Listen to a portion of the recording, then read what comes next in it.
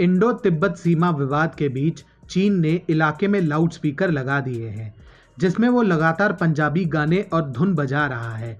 चीन का ये रवैया जाहिर करता है कि चीन इन सैनिकों का ध्यान भटकाने की कोशिश में पंजाबी गानों के जरिए सिखों को सबसे अधिक निशाने पर ले रहा है, क्योंकि वो भारत के सिख सैनिकों से न केवल नफरत करता है बल्कि उनके शौर्य के कारण उनसे डरता भी है।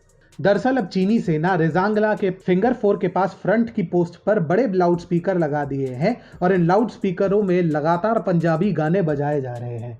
पंजाबी सैनिकों को भड़काने और भटकाने के लिए चीन अपनी इसी रणनीति पर काम कर रहा है। इसमें ऐसे गाने हैं जो भारत सरकार के खिलाफ सिख सैनिकों को उकसाने वाले हैं। गौरतलब है कि ये सारी पोस्ट भारतीय सेना की तैनाती वाले इलाकों के बहुत नजदीक हैं। ब्रिटिश राज में बनी सिख और पंजाब रेजिमेंट के शौर्य के कई हिस्से हैं। एक किस्सा तो चीन के ही बीजिंग का है। जब बॉक्सर विद्रोह के दौरान 400 से ज्यादा विदेशियों को बंदी बनाए हुए विद्रोहियों को नाकाम करने के लिए 8 राष्ट्रों की संयुक्त सेना बीजिंग भेजी गई थी, तब 20,000 की कुल संयुक्त सेना में करीब 8,000 भारतीय सैनिक थे, जिनमें सबसे ज्यादा सिख और पंजाबी ही थे। इसमें 51 Sikh regiment, 91 Punjab regiment, 24 Punjab regiment, 4 Gorkha regiment समेत भारत की ओर से एक बहुत बड़ी सेना शामिल थी।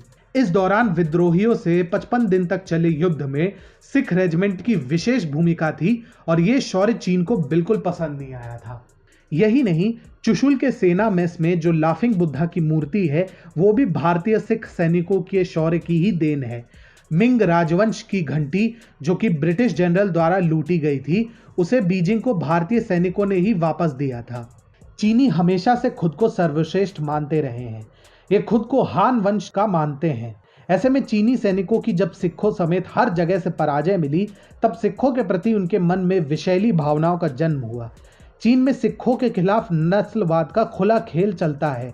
पगड़ी पहने दाढ़ी और कटार रखने वाले सिखों के प्रति चीन की नफरत किसी से नहीं छिपी है।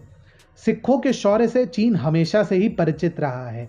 1962 में हार के बावजूद सिख रेजिमेंट ने चीनी पीएलए को परेशान किया था और अनेकों चीनी सैनिकों को मौत के घाट उतारा था। हिमालय के दक्षिणी भाग में भारतीय इलाकों को दर्शाने के लिए भी चीनी इन्हीं को प्रदर्शित करते हैं। चीन समय समय पर सिखों को अपमानित करने वाले रवैये पर काम करता रहा है। उनके धार्मिक प्रतीकों का अपमान समेत उनकी आधिकारिक तस्वीरों में पगड़ी ना पहनने का आदेश, बड़ी दाढ़ी पर ऐतराज किया जाता रहा है। पुलिस समेत चीन की तानाशाह सरकार सिखों के लिए फरमान जारी करती है कि उन्हें अगर चीन में रहना है तो सिखों को पगड़ी और दाढ़ी निकालनी होगी। ये चीन की तानाशाही और नस्लवादी नीति को दर्शाता है। चीन का इतिहास ऐसा ही है, जब वो भारत से नहीं जीत पाता है तो वो छल करने लगता है।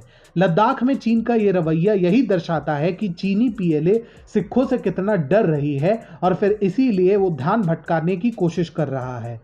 ऑस्ट्रेलियाई पत्रकार नेविल मैक्सवेल ने बताया कि कुछ ऐसा ही सेना को भ्रमित करने के लिए 1962 में भी चीनी पीएलए द्वारा किया गया था। वरना ऐसा क्यों होगा कि अपने देश में सिखों के खिलाफ काम करने वाला चीन अचानक भारतीय सिखों के प्रति प्रेम उजागर करने लगेगा। इसके पीछे की मंशा केवल चीन की कूटनीतिक चाल है, जिससे वो सिख सैनिकों को भ्रमित कर सके, क्योंकि उसे सिख सैनिकों के बारे में अच्छे से पता है कि ये अपने शौर्य के दम पर चीनी पीएलए की नाक में दम कर सकते हैं।